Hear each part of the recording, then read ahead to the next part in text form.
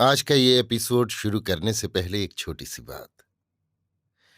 क्या आप भी अपना पॉडकास्ट बनाने की सोच रहे हैं? तो एंकर ट्राई कीजिए।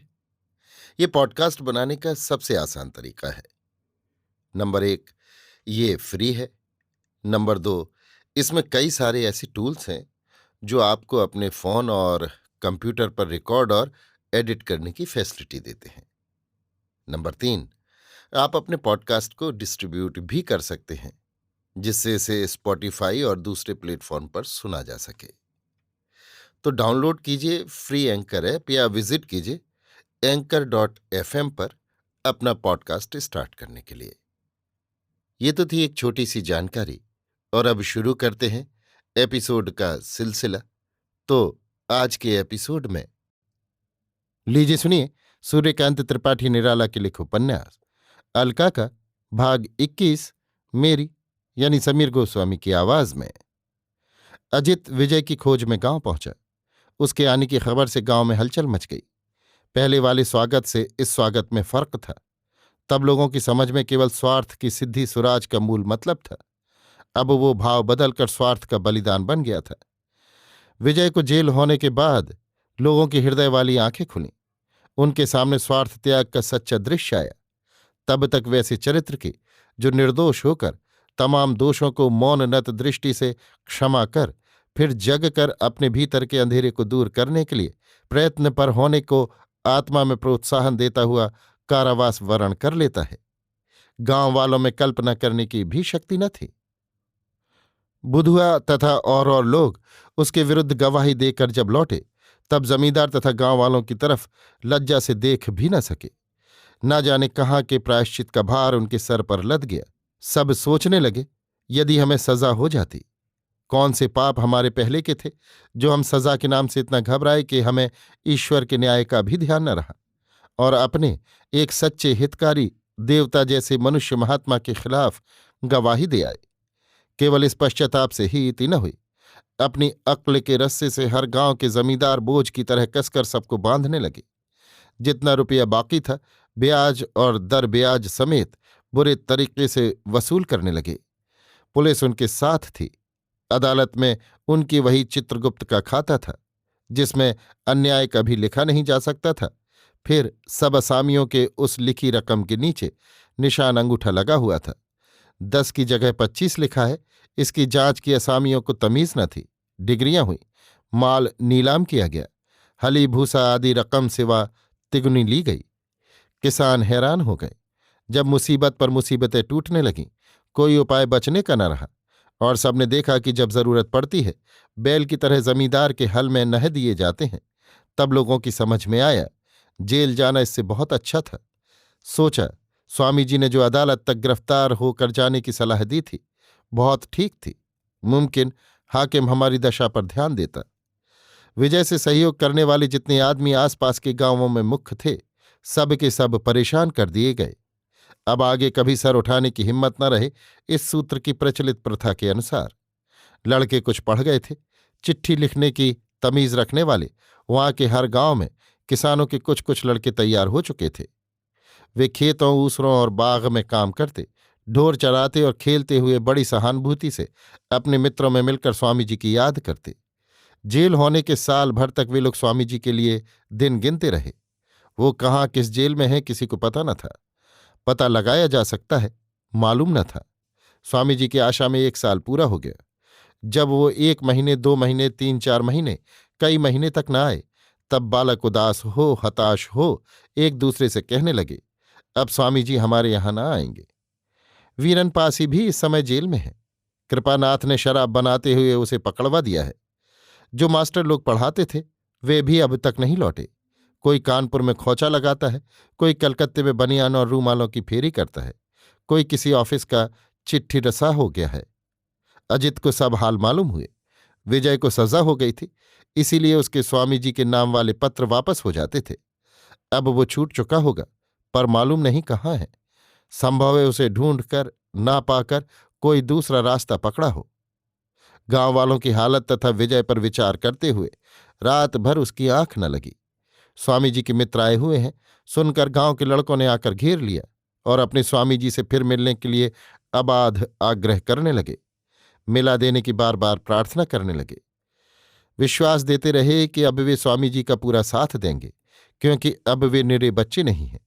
अपने हाथ हल जोत लिया करते हैं और स्वामी जी जहां कहेंगे वे उनके साथ चलने को तैयार हैं।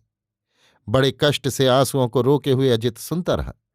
अजित जहां था वहीं खुली जमीन पर लड़के भी लेट गए। अजित ने घर जाकर सोने के लिए कहा तो लड़कों ने जवाब दिया कि आमों के वक्त वे रात रात भर कुएं की पेड़ी पर पड़े रहते हैं। सुबह को अजित चलने लगा, तब गांव के लड़के रोने लगे। लोगों के रूखे कपोलों से आंसुओं की धारा बह चली।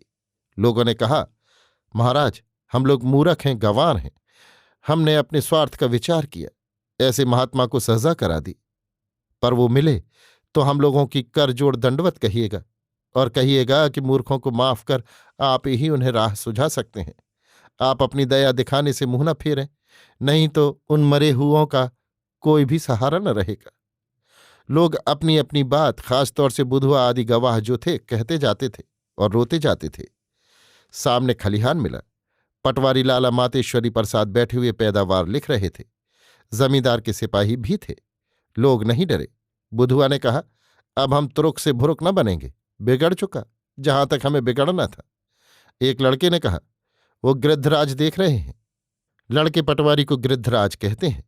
दूसरे लड़के ने कहा, रघुआ की पार्टी में 3 मन कुल गेहूं हुआ है, जिसके 13 मन इसने भीगे भर के लिखे हैं। कल खड़ा खड़ा मैं देख रहा था। गांव के किनारे शून्य सांस भरकर अजित को लोगों ने विदा किया। अजित ने विश्वास दिया, अगर जल्द स्वामी जी का पता वो न लगा सका तो खुद आकर उनका छोड़ा हुआ काम संभालेगा। 3 साल हुए। राधा के गांव में खबर फैली, जो महात्मा जी आए थे वो फिर आए हैं। 3 ही साल में इस गांव में भी एक युग बदल चुका था।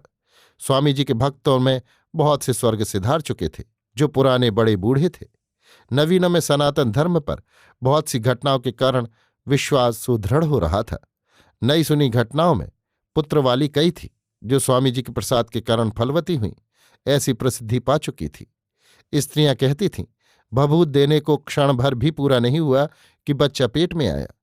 ऐसी बच्चे वाली ज्यादातर वे ही थी जिनके 16वें साल लड़का न होने पर घर वाले बांझ कहने लगे थे, और जिनके पतिदेव तब तक 14वां साल पार कर रहे थे और सहवास घर वालों की पवित्र धर्म रुचि की ताड़ना से रोज करना पड़ता था। अस्तु स्वामी जी की उस गांव में कहाँ तक इज्जत हो सकती थी, आप स्वयं अंदाजा लगा लीजिए। उनकी प्रसिद्धि उस समय केवल उसी गांव की दिशाओं में न बंधी थी। स्त्रियों के व्यक्तिगत व्यवहार ने स्त्रियों के ही प्रमुख नजदीक नजदीक करीब सभी गांवों में विकीर्ण कर दी थी। सेवा के उद्योग में झुके हुए लोगों से वार्तालाप करते करते अजित के होठ जल गए। प्राणों में उस आग की लपटें उठने लगीं जो अपने प्रकाश में इस भारतीयता के कुबड़े रूप को देखती हैं। अनिच्छापूर्वक दूसरों की इच्छा से सहयोग करने वाले स्वामी जी अब के प्रभाव डालने वाले पहले रूप में न थे प्रभावितों की श्रद्धा बिगड़ी हुई सूरत देखने वाले रूप में। एक मेला लग गया। शाम को स्त्रियों का झुंड उमड़ा। पूर्ववत भभूत देना बराबर जारी रहा। संध्या पार हो गई। एक पहर रात बीती। धीरे धीरे दर्शक और प्रार्थियों का आना जाना बंद पड़ा। 1.5 पहर तक बिल्कुल बंद हो गया। एक चित्त से स्वामी जी राधा को ध्यान कर रहे थे। इतने आदमी आए गए, इनमें अपना एक न था, वे सब अपने थे। एक राधा थी जो दूसरे के लिए होकर सबकी थी, इसलिए महात्मा का सुंदर अर्थ से निकटतम संबंध था। पहली ही तरह वैसी ही काली मूर्ति फिर मुस्कुराती हुई स्वामी जी के सामने खड़ी हो गई। उसकी भी गोद में एक बच्चा था। स्त्रियों के बाजार में स्वामी जी की इज्जत बढ़ा रखने की नीयत से स्वामी जी की ही भभूत से बच्चा हुआ। इस प्रकार वो भी वहां की स्त्रियों में एक मुख्य नायिका थी। माँ ने पहले बच्चे का सर स्वामी जी के पैरों पर रखा। काला काला तगड़ा तगड़ा सुंदर बच्चा देखकर स्वामी जी ने गोद में उठा लिया, तब खुद प्रणाम किया। बच्चे को माँ की गोद में देकर संक्षेप में अपनी विपत्ति की कथा, विजय का कैद होना, अब तक छूटने की संभावना आदि स्वामी जी सुना गए। राधा विस्मय, दुख और सहानुभूति से कभी रोकर कभी ढांढस बंधाती हुई सुनती रही। फिर उसका और वहां का हाल स्वामी जी ने पूछा। राधा ने कहा, जब वो गए उसके कुछ ही दिनों बाद वो कानपुर चली गई थी। तब से कई बार आ चुकी और उनकी राह देख चुकी है। अब के बच्चे का यही मुंडन करवाने के विचार से आई है। गांव के महादेव जिलेदार को सदर बुलावा आया था, इसलिए गया हुआ है। वहां से कहीं भेज दिया गया है। कब लौटेगा, क्या बात है, वो नहीं जानती। पर इतना वो कह सकती है कि कहीं कुछ दाल में काला है, तभी उसने कई रोज से मुंह नहीं दिखाया। यहां उसकी और मालिक की काफी बदनामी फैल चुकी है। अब सब लोग जान गए हैं। राधा ने यह भी कहा कि मालिक अब राजा हो गए हैं। अजित ने पूछा, राधा कब तक यहां रहेगी और कानपुर कब जाएगी, और कानपुर में कहाँ किस मोहल्ले में वो रहती है, उसका क्या पता है? राधा ने बतलाया। अजित ने एक कागज पर लिख लिया। फिर पूछा, गांव के मालिक इस वक्त कहाँ हैं? राधा ने कहा, वो नहीं कह सकती, पर उनकी लखनऊ और सदर यही रफ्तार रहती है। मिलकर खूब बातें कर, लड़के से दंडवत करा, खुद चरण छूकर फिर मिलने की अपनी आशा की याद दिला राधा अजित से विदा हुई। मुरलीधर का इस समय वाला पक्का पता मालूम कर अजित कानपुर आया। वीणा के घर आ कई रोज की थकावट दूर करने के लिए स्नान भोजन कर आराम करने लगा। ब्रजकिशोर अपने काम पर गया था। द्वार बंद कर वीणा पंखा लेकर बैठी। अजित पंखे की हवा में सो गया। जब जागा तब ब्रजकिशोर आ चुका था। उठकर वीणा से चाय बनवाकर पीकर ब्रजकिशोर को साथ बाहर बातचीत करने के लिए बगीची की तरफ ले गया और वहां निश्चिंत एकांत में वीणा के साथ अपने विवाह की आज्ञा मांगी और शीघ्र एक ऐसे विवाह के लिए तैयार होने को कहा। ब्रजकिशोर लजाकर बोला, इसके लिए मेरी राय की क्या जरूरत थी? आप स्वयं मुझसे विवाह कर ले सकते थे, और इससे बड़ा सौभाग्य वीणा का क्या होगा? निश्चय के अनुसार अजित वीणा को साथ लखनऊ ले आ। कुछ दिन तक होटल में, फिर मुरलीधर के निवास स्थल के करीब एक अच्छा सा खाली मकान किराए पर लेकर रहने लगा। यहां वीणा का नाम शांति बदल दिया। कुछ ही समय में अनेक लोगों से पहचान कर ली। इसने शंकर की तारीफ शोभा को खोजते हुए पहले सुन चुका था। देखा उसके मकान से स्नेह शंकर की कोठी भी नजदीक पड़ती है। देखा मुरलीधर एक किराए की कोठी में रहते हैं और स्नेह शंकर के यहां एक सुंदरी कुमारी भी है। अभी आप सुन रहे थे सूर्यकांत त्रिपाठी निराला के लिखे उपन्यास अलका का भाग 21, मेरी यानी समीर गोस्वामी की आवाज में।